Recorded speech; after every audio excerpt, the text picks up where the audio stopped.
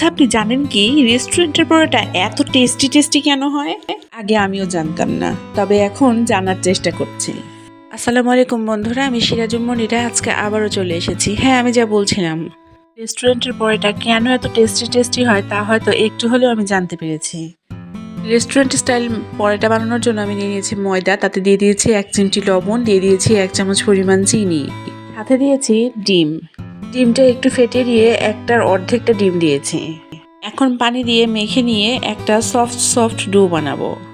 Soft do বানানোর উদ্দেশ্য যাতে পরোটাটা উপর থেকে ক্রিস্পি হয় এবং ভেতর থেকে সফট হয় এবং জুসি হয়। পরোটার ডোটা মাখানো হয়ে গেলে আধা ঘন্টার জন্য রেস্টে রেখে দিব। আর আপনারা যদি 1 ঘন্টার জন্য রেস্টে রাখতে পারেন তাহলে কিন্তু পরোটাগুলো আরও বেশি মজাদার হবে।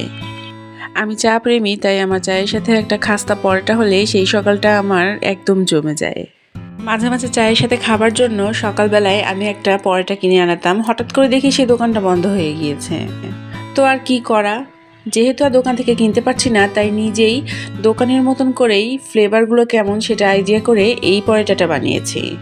মানুষের প্রয়োজন মানুষকে অনেক কিছু শিখিয়ে দিয়ে যায়। আমার এই প্রয়োজনটাও আমাকে এই পরোটা বানানো শিখিয়ে দিয়ে গিয়েছে।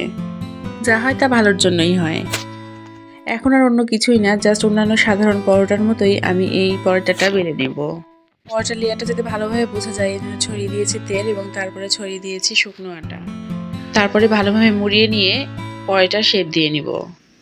এখন জাস্ট একটু বেলে নিলেই আমার পরোটাটা রেডি হয়ে যাবে। তারপরে আমি পরোটাটা ভেজে নেব। এমন একটা সময় ছিল যখন আমি রুটির আটার কাই তৈরি করতে পারতাম না, আর পরোটা বানানো তো দূরের কথা। আর এখন কত রকমারি পরোটা যে বানাই তার কোনো হিসাব নেই। সৎ চেষ্টা থাকলে মানুষ সবই করতে পারে।